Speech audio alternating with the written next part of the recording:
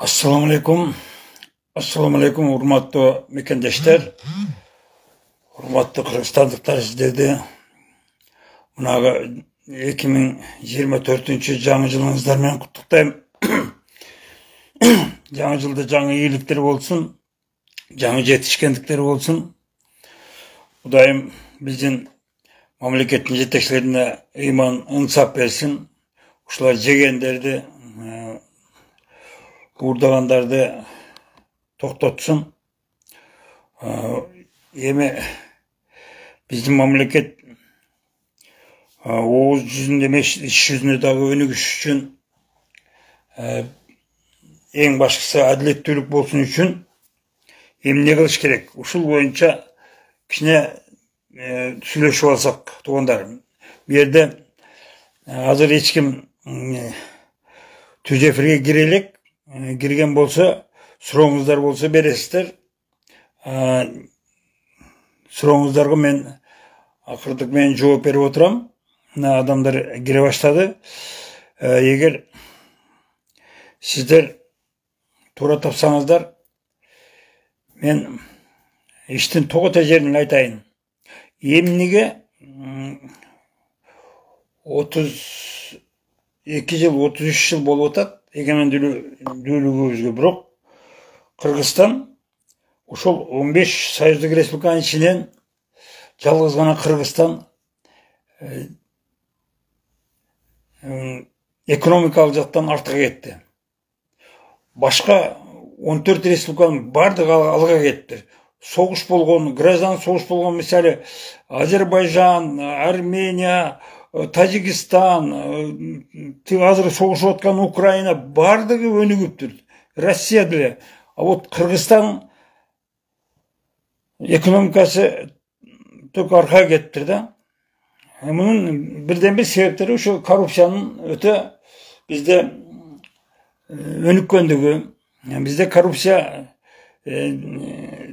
чегинен ашып кеткендигинин кесепетинен ушундай болуп атат да. 6 президент келди, 6 президенттен күрөшүмүш болуп атат, бирок жыйынтыгы жакшы эмес. Эми азыр Камчек Кыдыршаевич менен Садыр Нуркожоевич экөө катуу аракет кылып атышат. Бирок бул мындай локальный согуш деп коет орусча. Дүйнө жүзүндө майда чүйдө согуштарда ошол коррупция менен күрөшүү майда чүйдө жол менен эле кетип атат да. Ошо Камчек Кыдыршаев билип калган жер, же Садыр Нуркожоевич билип калган жер гана аныкталып, ошолор менен гана күрөш болуп атат да. Жалпы Кыргызстандагы коррупционерлер менен күрөш болгон жок да. Анын үчүн бардык прокуратура, ички иштер министрлиги, улуттук коопсуздук комитети бүт бардыгы чогуу күрөшүш керек да. Эмне үчүн ошо Камчек Кыдыршаевич буйрук берсе, же ошого келип маалымат түшсө, анан ошолор менен гана күрөшүш керек. Бул болбогон иш да. Бардыгы менен тегиз күрөшүш керек. Анын үчүн мыйзам туура болуш керек. Мыйзамда дегенде туура жолго коюш керек конституцияны. Ансыз болбойт туугандар. Азыр ошол коррупционерлерден, уурлардан, паракорлордон түшкөн баягы алар жеп аткан, алардын мүлктөрү, кыймылдуу мүлктөрү, кыймылсыз мүлктөрү, банктагы счеттору, акчалары ал ошол эсептелүү болуп атпайбы? Ал чектелүү болуп атпайбы? Толуп атпайбы бизде миллионерлер, тиги Акаевден бери жашап уурдап келгендер жөн эле жүрүшөт азыр, эчтеке болбогондой эле. Аларга үстүнөн бирөө арыз жазмайынча, же айтмайынча эчтеке болбойт да. Анын үчүн эмне кылыш керек? Дегенде мамлекеттик менчик деген түшүнүктү калыбына келтириш керек. Ансыз болбойт. Ал мамлекеттик мүлк деген качан жоюлган? 1994 жылы 21-22 ноябрь күндөрү Аскар Акаев конституционный совещание деген bir конституцияда жоқ мекемені не ұйымды ұйыштыра қалып, ошонун негизинде булар 157 адамга кол койдуру, неме кол коесуңар деген, анын 125 экен кол койгон, анын калгандар кол койгон эмес. Ошолордун көпчүлүктүн добушу менен болгон жыйынтыктын негизинде мамлекеттик менчик деген түшүнүк жоголгон. Ага ушундай мамлекеттик менчик болгон болсо, мамлекет өнүкпөйт экен деген жыйынтыкты бүтүмдү алар чыгарышканда ошойдон жеке менчикке, коллективдүү менчикке мүмкүнчүлүк берген. Ошойдон Кыргызстан өнүкпөй, өспөй турат да ордунда. Мүмкүн өнүгүп аткандыр, бир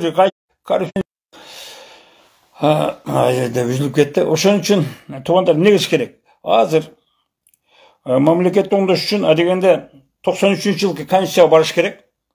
Каерден конституция бузулган болсо, каерден мыйзам бузулган болсо, кудду жерден кайтып келиш керек, оңдоп отуруш керек. Башка жол жок. Башка жол болушу мүмкүн да эмес. Мына азыр жаңы конституцияны 11-жол жазып атасыңар. Уялсаңар боло, мына Бишкекте жүргөн саясатчылар. Уялбайсыңар, 7 миллион кыргыз элин алдап атасыңар. Отуруп алып, улам жаңы конституция жазып. Жаңы конституция жазбаш керек. Бул кылмыш. Жаңы конституцияны жазган өзү кылмыш нерсе. Ошол Текебаев жазган жаңы конституцияны, Бакиев жазган конституцияны, Акаев жазган, Акаев 4 жолу оңдогон конституцияны жокко чыгарыш керек. Ансыз болбойт, туугандар. 93-жылкы конституцияга кайтышыбыз керек. 105 депутат bir mandatlı okruklardan şaylanıp geliş gerek. Sözsüz insanlar, şu 105 deputat alternatif yolundan şaylanış gerek. Anan kevir mınday dağıla çıkıp alış mümkün de baylar, banditler çıkıp başkalarga mümkünçülük berбей şaylandı, şaylooga katıştıra koybay, katışsa dağı mınday falşivi kılıp balardı basıntı urup soğup atıp бийликти немени депутаттыкты басып алышы мүмкүн да. Ошон үчүн сөзсүз альтернативалык деген неме колдонулуш керек. Түшүнүк. Ал демократиянын принциптеринин бири альтернативный. Экинчиден эмне кылыш керек дагы? Сөзсүз ошо талапкерлигин койгон, депутаттыкка талапкерлигин койгон инсандардын бардыгын түз эфирден 5-6 предметтен экзамен алыш керек. Математикадан. Алар түз эфирден 3 орунду санды көбөйтүп, 3 орунду санды бөлгөндү, кошконду, алганды текшериш керек. Кошулабы, көбөйтө алабы, бөлө албайбы. Ошондой нерсени билбеген адамдар азыр парламентте отурушат да. Анан Кыргыздын тарыхын, мамлекеттүүлүгүнүн тарыхын, сан жырасындагы билген insanlar gerek. Ansız bolboydu eкен. Geografiyаны da biliş gerek. Ato geografiyаны bilbegenler gelip alıp özgöndü batken koşup berip noken menen nokatın ayırmasını bilbegen akmaktар hazır parlamentте oturuşat da. Oşonda эле болбоsu үчүн түз эфирден алардын 5-6 предметтен экзамен алып, 2 алгандар албетте шайлоого катышпаш керек. Так. Сөзсүз дебаттарга катышыш керек. Дебаттан качкандарды оюндан чыгарыш керек. Biz debattan kimler kaçkan, onu жақсы білесіздер да. Атамбаев kaçkan debattan, debattan Сооронбай Жээнбеков kaçkan, debattan азыркы президентибиз да kaçkan. Ошон үчүн дебаттарга келбегендер бул шайлоо өнүктүүнөн чыгарылат деген мыйзамды киргизиш керек. Азыркы шайланган 7-ci сазаттын депутаттары 103 протокol деген бар. 2021 жылы 26 августта чыккан 103 протокол бул конституцияга азыркы өздөрү жазган конституцияга карама-каршы келет. Өзү конституция өзү немеге мыйзам чегинде эмес, ошондой болсо дагы ошол конституцияга карама-каршы келген протокол түзүшкөн дагы ошол парламент алып келишкен. Анан дагы бир нерсе, бизге биринчи башында эгемендүүлүк башталганда ошол Аскар Акаев деген физикти ошол кыргыздын баягы маңдайына жазылган бир кокустук болгон экен да, бул кырсык болгон экен. Акаевдин келиши биз үчүн чоң аламат болгон экен. Муну кийин мына азыр эми билип атабыз да. Ошон үчүн Аскар Акаевди алып келгенде, парламент алып келгенде, ошо парламент шайласа туура эле болот экен өзү. Парламент шайласа, ошол айталы парламент же элдик курултайбы ушу экөө биригип туруп шайлайбы, кыскасы жалпы элге президентти шайлап турган бул туура эмес экен. Кыргызстандын эли даяр эмес экен. Себеби эл ачкарын, эл акчага той элек, эл акчаны ушунчалык жакшы көрөт. 1000 сом болсо дагы ошо сатылат экен дагы. Ошол немени президентти шайлаган анын спонсорлорунун берген акчаларына сатылып, добушту берип кое берет экен. Немеси жыйынтыгы эмне болду? Жыйынтыгы ошол 6 президенттен ошондой элдик шайлоого байланыштуу шайланып келген. Ошон үчүн ушул акыбалга келдик да. Кыргызстан экономикасы жылган жок. Бир дагы мындай иш-чылыктарлык иш болгон жок. Завод, фабрикалар курулган жок. Жолдор оңдолуп атат. Жолдордун оңдолгон жолдор бүт дүйнөлүк стандартка туура келбеген жолдор экен. Жолго 2 машина бул жактан кетип аткан, бир машина бул жактан ар жактан келет аткан бир машина батат экен дагы. 3-чү машина обгонго чыккан машиналар уже батпай калат экен дагы. Кагылуучу болуп канча адам набут болуп атат. Ушунун кесепетинен бул нерсени айтып коеюн, жол жөнүндө айтпагыла. Мына жердеги президентти колдоп аткандар, президентти мактап аткандар жолдорду оңдоп атат, асфальттеп атат деп айтпагыла. Уят. Себеби мен кошуна мамлекеттердин жолдорун көрүп келдим. Аларда 4 машина бу ягынан келет экен, 4 машина тиягынан келет экен, 8 машина баткан жолдор жүрөт. Областын борборунда, Өзбекстандын область борборунда, Айныжанда айталы. Андай бизден Бишкекте да жок, Ошто да жок. 4 машина бул жактан бараткан, 4 машина тияктан келаткан, ортосуна мындай тумбаларды коюп, барьерлерди коюп коюптур. Эч о жерде авария болгонго, машиналар кагылышканга мүмкүн эмес. Кагылышайын десең да кагылышпайт да. Себеби 4 машина кетип атат. А бизде чүт-чүт машиналар кагылышып кетип атпайбы? Ошон үчүн туугандар, асфальт жолду оңдоп атат деп айтпагыла. Уят. Биздин мамлекет асфальт жолду эмес, биздин дүйнөлүк стандартка туура келбеген иштерди кылып атышыптыр. Ошон үчүн жол жөнүндө айтпагыла, мактабагыла. Так, бул бир. Эми президентти парламент шайлаш керек экен, же элдик курултай шайлаш керек экен. Ансыз болбойт туугандар. Элге, карапайым элге салып берген бул туура эмес экен. Эл ошол жерден анан келбейт дагы экен да. 32% эл келди деген дүйнө жүзүндө жок нерсе. Мындай пассивный шайлоочулар, жарандар болгон эмес дүйнө жүзүндө. Кантип 32% эл келет? Демек 68% эл бийликке ишенбейт, шайлоо жыйынтыгына ишенбейт. Ошон үчүн туура түшүнүңүздөр туугандар, жыйынтыкты туура чыгарайлы, президентке айталы, парламенттегилерге айталы, тезирээк таркагыла дагы. Мына парламент өзү 103 протоколунан келген 103 протоколду Жанар Акаев менен, мен эгер жаңылбасам, Алтынбек Сулайманов деген депутат экөө, анан дагы бир 3-4 депутаттар, мурдагы 6-сазым депутаттары, сазыптын депутаттары 26 август күнү 2021 жылы түзүшкөн. Ошондо булар чоң ката кетишкен. Ошон үчүн ушундай болуп атат да. Биздин мамлекетте мыйзамдын эң мындай, кандай деп айтсак,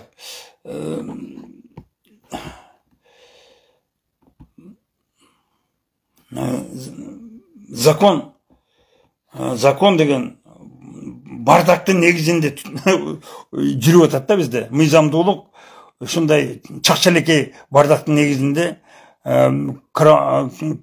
конституция менен кийинки мыйзамдар экөө дал келбей бардак болуп аткан мамлекетте жашап атабыз. Кудай бизди ушу жакшы көрөт экен, кыргыздарды эптеп эле сактап турат да. Ансыз бизде өтө чоң түшүнбөчүлүктөр болуп атат. Ошон үчүн бизде демократияны эгер тереңдетели дей турган болсок, биз демократиялык жол менен өнүгөбүз дей турган болсок, анда биз эмне кылышыбыз керек туугандар? Сөзсүз парламентте 105 депутаттан турган парламентти шайлашыбыз керек. Ошондо 60 миң калктан бир депутат келет. Ошонун ичинде 30 миң, примерно 30 миң шайлоочу болот. 30 миң шайлоочу ошо 5-6 талапкерди шайлап алат деп ишенем мен. Бир жолу адашышы мүмкүн, 2 жолу адашышы мүмкүн кыргыз эли, 3-үнчү жолу адашпайт. Ошон үчүн канчалык тезирээк 93-жылкы конституцияга барсак, тезирээк кутулабыз. Могу немеденчи, экономикалык кризистен. Ошон үчүн туугандар, биз бийликтегилерге жоюпланганды, кошомат кылганды, подхалимчиликти токтотойлу, пакта койгонду токтотойлу. Мына жерде азыр чыгат эле, мына жерде атайын өкмөттүн, ак үйдөгүлөрдүн немелери бар, пакта койгучтары. Ошолор чыгып баштайт.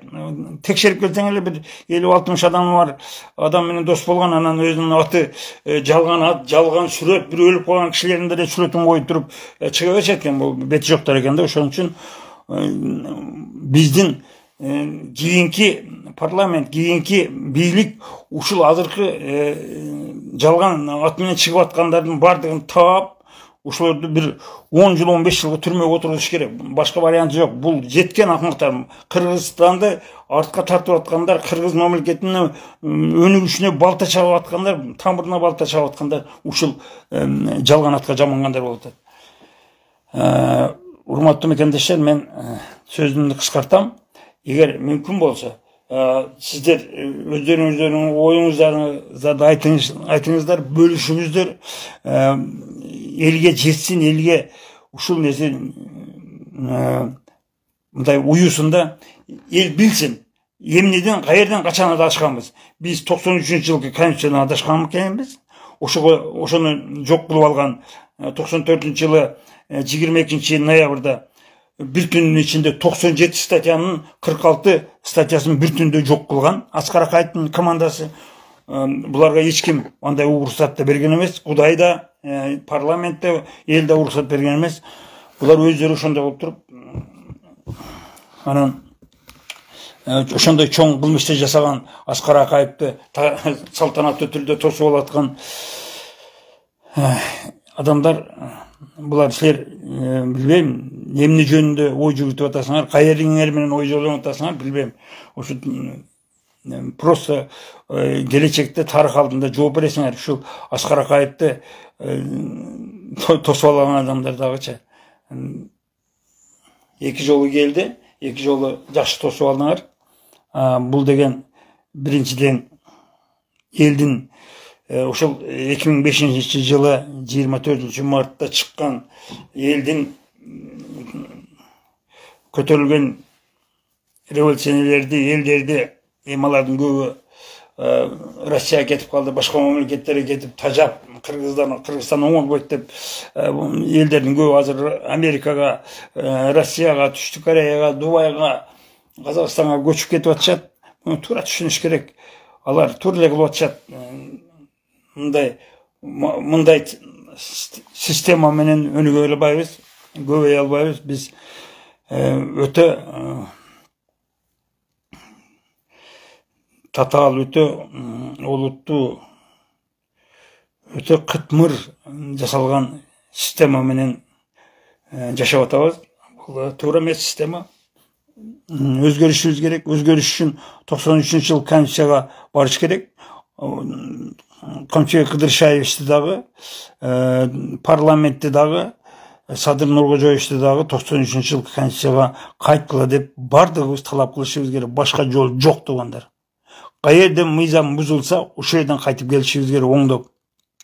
94-жылы 22 ноябрь күнү бузулганбы, ошонан бери жактагы чыккан бүт токтомдорду, указдарды, мыйзамдардын бардыгын башкадан караш керек. Алардын указдарды, токтомдорду жокко чыгарыш керек, мыйзамдарды башкадан караш керек. Все. Көңүл бурганыңыздар үчүн чоң рахмат. Эми эмнеге бул артисттигин кылбайбы деп дагы чыгышат да, бир акмактар болот экен.